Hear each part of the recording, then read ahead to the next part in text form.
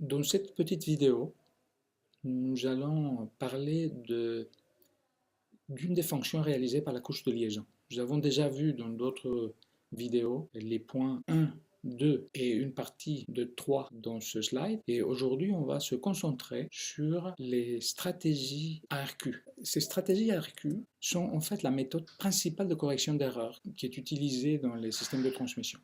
Les stratégies ARQ, donc le nom vient de Automatic Repeat Request, c'est les initiales en anglais. Vous voyez que les deux premières lettres sont effectivement des initiales, mais la troisième lettre, en fait, c'est une lettre qui a été choisie au milieu du mot request, sont utilisées dans la plupart des systèmes tels Wi-Fi, Ethernet, etc.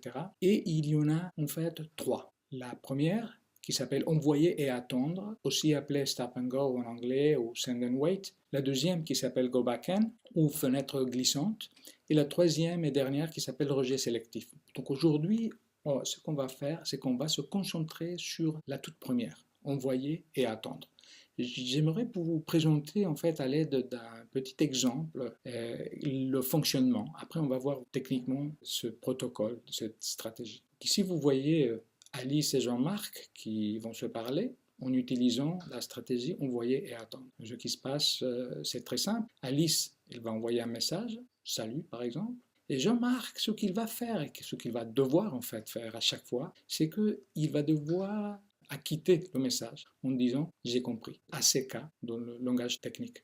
Maintenant, le deuxième message, par exemple, la lune est belle. Jean-Marc, s'il a compris, il doit répondre j'ai compris. Hack. Par contre, s'il n'a pas compris, il va répondre je n'ai pas compris avec un autre message qui s'appelle NAC. C'est un accusé de réception négatif. Donc Alice, qui a reçu le NAC, elle va transmettre de nouveau le même message.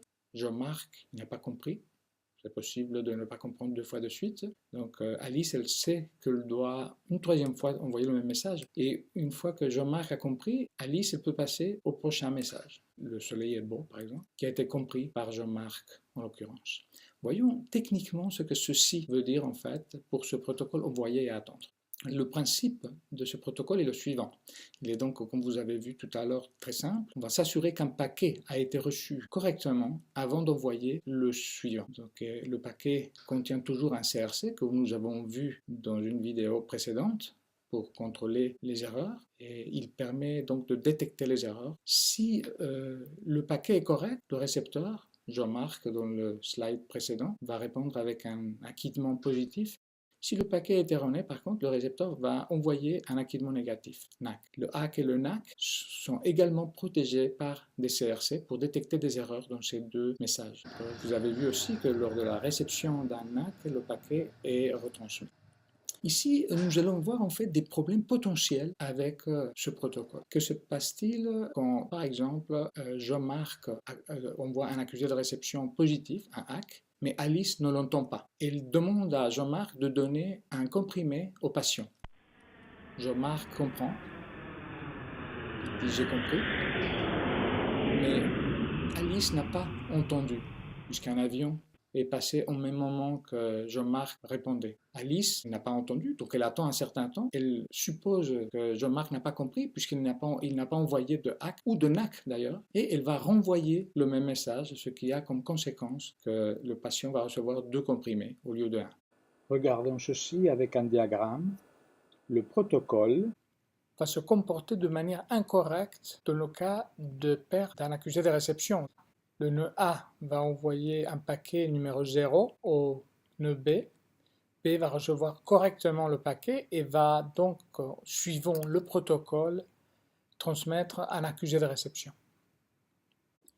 Si cet accusé de réception se perd, par exemple par la présence de perturbations électromagnétiques, un temporisateur va faire que le nœud A retransmette le même paquet. Le nœud B n'a aucune manière de savoir, même si les paquets sont identiques, que c'est une retransmission ou un nouveau paquet, puisque c'est possible d'avoir le même paquet transmis volontairement une fois après l'autre. Comment résoudre ce problème? La résolution est l'utilisation d'un protocole qui ajoute des numéros de séquence. Tous les paquets vont être numérotés avec un numéro de séquence qu'on appelle SN, donc Sequence Number en anglais, SN. Un ACK va aussi contenir un numéro de séquence qui va s'appeler RN. Un ACK contient aussi un numéro de séquence RN du prochain paquet attendu. RN, c'est les initiales en anglais de Request Number, puisque l'accusé de réception va, dans ce protocole, contenir le numéro du prochain paquet attendu. Le NAC n'est plus nécessaire puisque le récepteur peut demander la transmission du paquet précédent avec un ACK. Il suffit de mettre le numéro RN égal au numéro de paquet qu'on devait recevoir, qu'on n'a pas reçu correctement.